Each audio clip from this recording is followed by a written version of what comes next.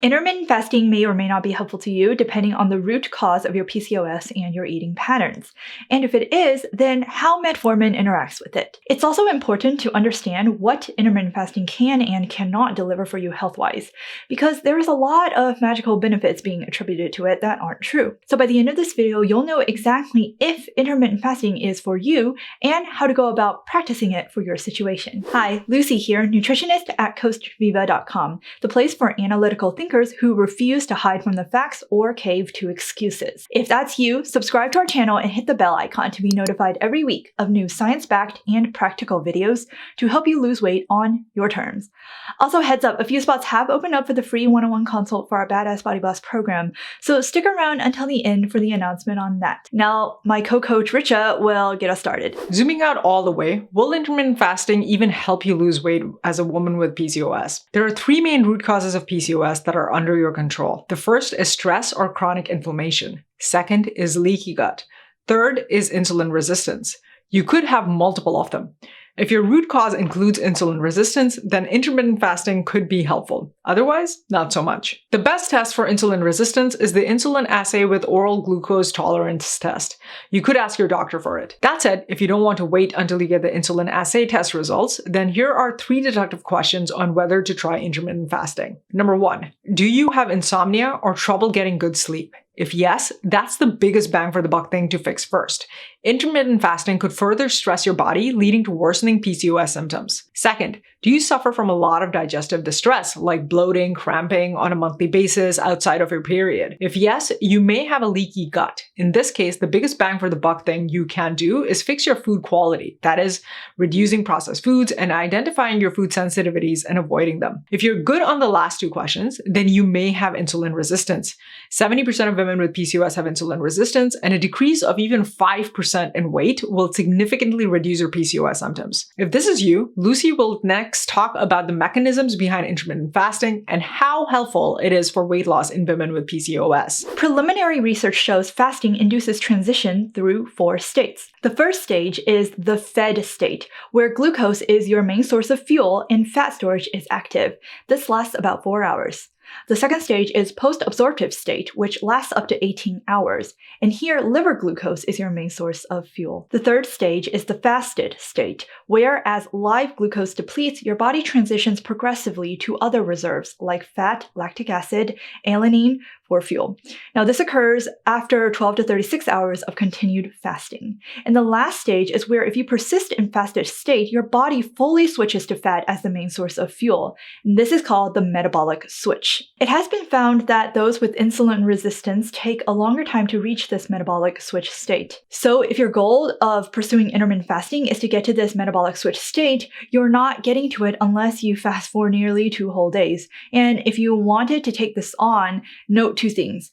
1, there is no strong evidence that intermittent fasting produces weight loss any better than calorie reduction.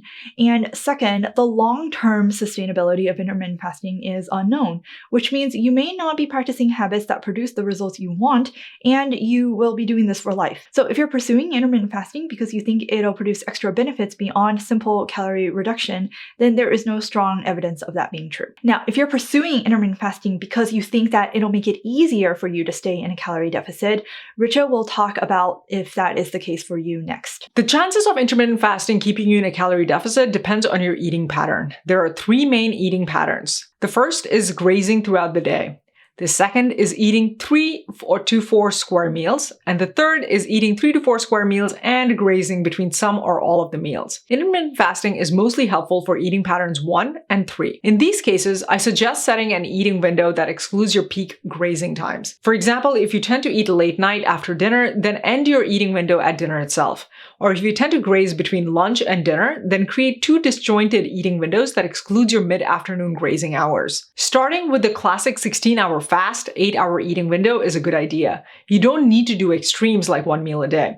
You may enjoy the challenge for a few weeks, but you'll burn out and quit, which regresses all of your progress. If your eating pattern is the second one and you're struggling with weight, then likely your square meals are very large in portion, which intermittent fasting won't solve. For example, if you routinely consume 600 to 1,000 calories in one meal as a woman, then the classic 16-hour fast, 8-hour eating isn't going to be helpful because 2 such meals will put you over your calories anyway, leading to no weight loss. If you have this eating pattern and are still determined to try intermittent fasting, then a tactic is to take the 1 meal a day approach, so that even if you consume 1,000 calories or more in one meal, you are still likely to lose weight. That said, this is quite extreme and inadvisable for 2 reasons. 1, if you exercise, this can mess up your performance since you aren't fueling yourself optimally around your exercise sessions. Number 2, if your massive meals are due to underlying emotional eating issues, then 1 meal a day can worsen your problems. You're better off seeing a coach to tackle the root problems. It's also possible that this could stress your body, a tipping point that is more easily reached for women with PCOS, and you'll hit a plateau more quickly. If you still want to try intermittent fasting, then you could try 1 meal a day for a short time frame, like 30 days, and then ease back into a more moderate 16-hour fast and 8-hour eating window. The goal would be that during those 30 days, you have 1, reduce your gastric capacity, that is, your stomach has reduced in size such that optimal meal portions for your size get you to actually feel physically full. Number 2, you have learned the difference between hunger and craving. This is perhaps the #1 root benefit of intermittent fasting, getting you to identify your body's signals correctly. Too many of us don't really know what true hunger feels like. And number 3, you have reduced your cravings for sugar and processed foods.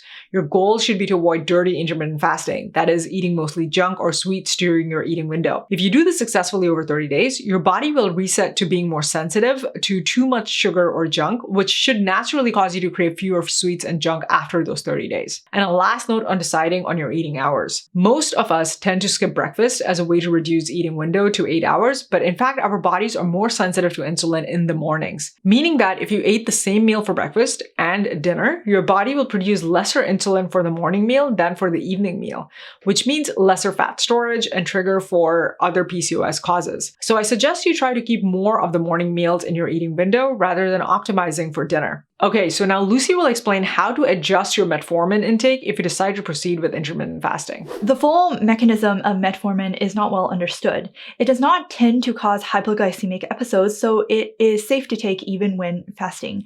That said, metformin is absorbed more quickly when you have it with a meal, which then reduces its side effects like nausea, diarrhea, and other digestive distress. But when you're fasting, the absorption of metformin is much slower, which then may produce digestive distress for you. One thing you can do is talk to your doctor about the timing of your metformin intake. For example, only taking it during your eating window.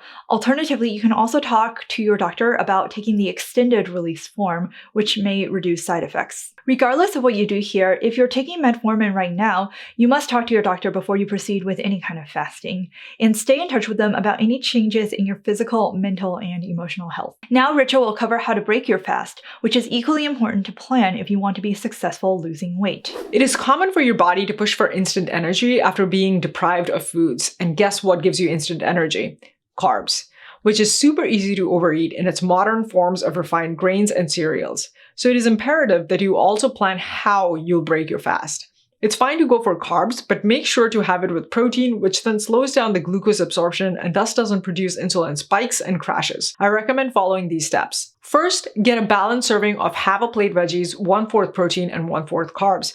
You can have a fruit or half a palm-sized dessert with it. Then drink 2 cups of water slowly. Sip it. Then, if you still want more, repeat the balanced plate. If you're someone who gets dizzy or a headache when you skip meals and need to have something during the 16-hour window, then go for a high-fat snack.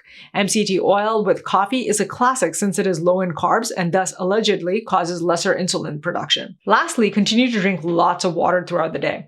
You're fasting from food, not water. But to re-emphasize, you don't want to do intermittent fasting at all if any of these are true for you. You suffer from disordered or emotional eating, intermittent fasting isn't going to help with the root problem. You get dizzy, have a headache, or other such undesirable reactions to skipping meals. You have insomnia or high stress. Intermittent fasting may worsen your PCOS symptoms by stressing out your body even more. You are taking metformin or other medications and haven't consulted your doctor yet. You are pregnant, underweight, or not an adult. As you can see, there's a lot to consider when deciding how to lose weight with PCOS. If you want to cut through the noise and be shortcut to a personalized plan for you, check out our Badass Body Boss program. This program is built for you if you 1. Value learning in depth the science and psychology behind the entire process, 2. Believe that weight loss need not be so complicated, that each method out there works for someone at some stage, and that you just need a clear path to finding your methods for your stage, and 3. Are excited by the idea of working in a collaborative fashion with us to help build your customized, sustainable roadmap to lifelong success. If that's you, good news. A few spots have opened up for the free one-on-one consultation call with us. Note that this is not a coaching call and that booking a call does not guarantee you'll be admitted into our program. So if you're serious, click on the link in the description below to book a one-on-one consult for our Badass Body Boss program. And if you found this video helpful, please hit that like button, be sure to subscribe or follow us on Instagram, and share this video with whoever else you feel could use this information. And be sure to check out these 2 videos to learn more about how to lose fat and gain muscle like a body boss. You can do it.